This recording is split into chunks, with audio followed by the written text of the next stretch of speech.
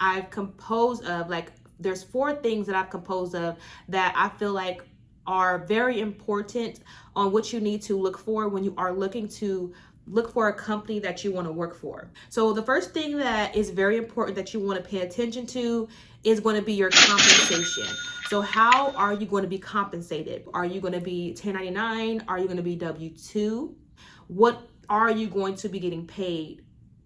Just in general, you want to know how much you're going to be getting paid. When you're a loan officer, for the most part, you are going to be commission based, meaning you are only going to be getting paid when you close a loan. So it really depends on the company you work for, because some companies will give you a flat rate, you know, a certain percentage of what you're going to be getting, and that amount could adjust according to if the company gives you leads or if the company doesn't give you leads. So like sometimes if a company gives you leads, they may pay you less out than if you were to self-source that lead and get that lead on your own. So that is something that you want to know.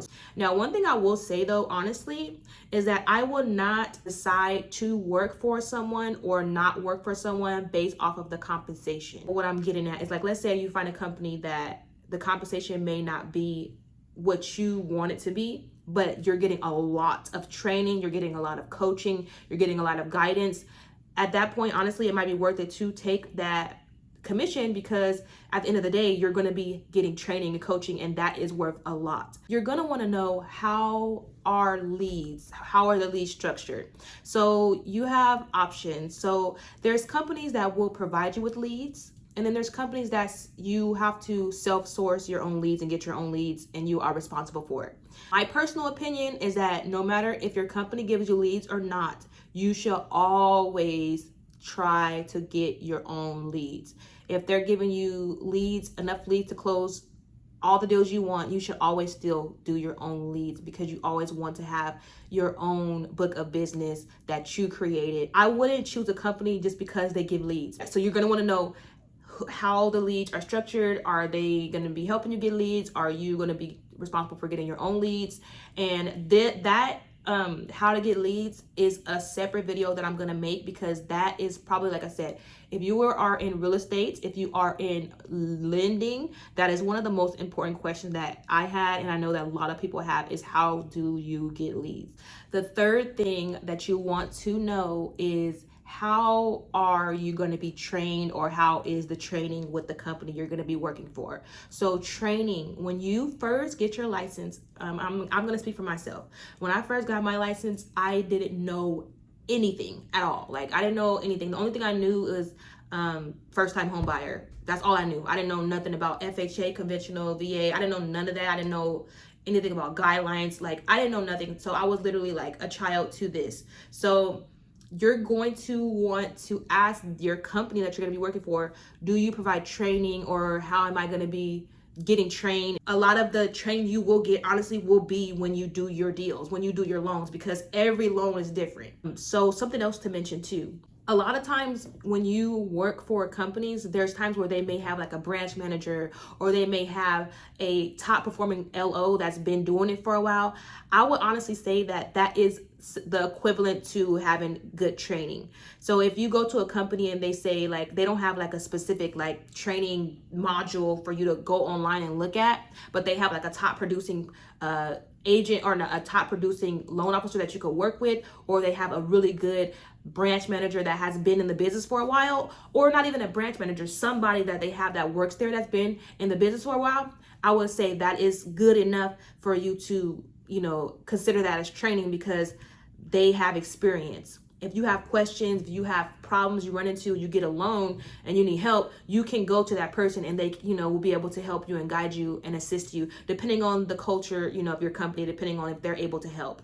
But for the most part, what I found in this industry, that people are helpful. They're willing to help you. I've never really had a time where I've asked for help and I was not able to find it, no matter what company I was from. People are willing to help you, as long as you are willing to help yourself. There are so many resources that you can find on your own to get training from. Yes, you may have someone that is willing to help you, but at the same time, you're not going to have somebody that's going to hold your hand the whole entire time that you are, you know, your whole career. So there is going to be a time where you are going to have to research on your own, look on your own, and get training on your own.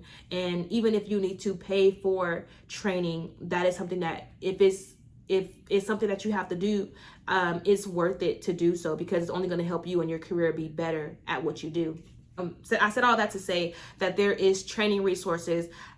Since I've had my license, I've found access to so many resources online, on YouTube, Google. There's guidelines you could look up. There's free guideline books you can download. So there is a lot of access to different training. But as far as like hands-on training, you will learn that as you go along in your journey of being a loan officer. And the more loans you do, the better you will get, trust me. From the first loan that I've ever did to the last loan I did, I've learned so much. And you will continue to learn, and you will continue to grow, and you will continue to excel from there. Okay, just want to have an idea on what you need to do in order to be successful. The quicker you get to those questions, or the quicker you get the answers to those questions, the better you will be.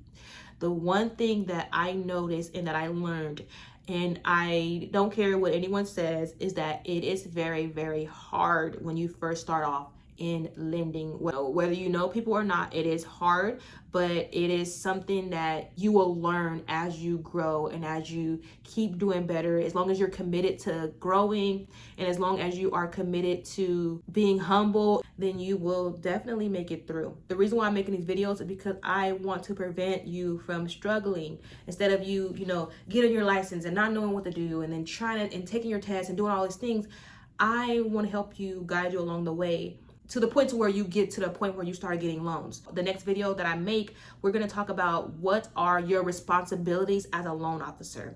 And I'm going to make that video, and hopefully we will get that posted next week. If this video was helpful, give me a thumbs up and let me know that this is the type of content you like, and I will continue to make content like this. I hope you have a wonderful day, and thank you for tuning in. Bye-bye.